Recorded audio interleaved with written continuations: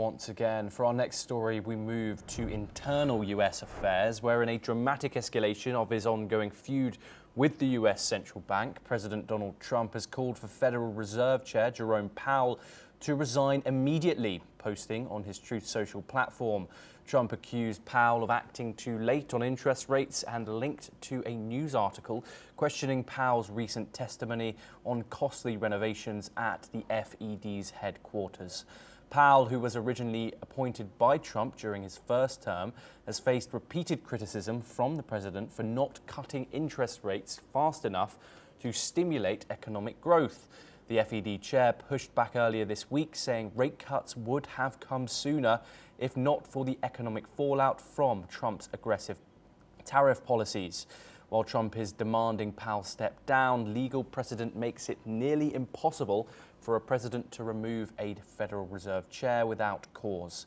Meanwhile, calls for an investigation into Powell's conduct are growing, with Federal Housing Finance Agency Director Bill Pulte urging Congress to probe what he called deceptive testimony. The Federal Reserve has declined to comment on the president's latest remarks. Scott, this isn't the first time Donald Trump has called for an independent body to resign. Does Trump's call for Powell to resign actually undermine the FED's independence, or is it just political theater with no real impact here? Political theater.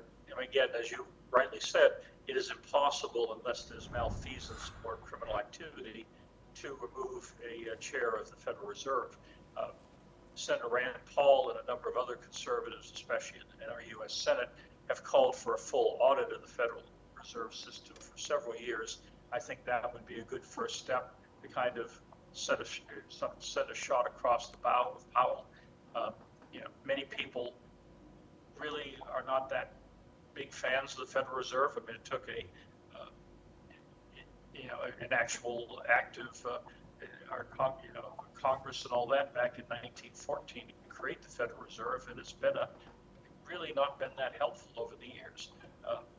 Unless the Federal Reserve does better at helping with the cycles, it really is a bad player, and it's Trump, it's political theater. Again, unless there's illegality, there's no way he's going to be able to remove Powell.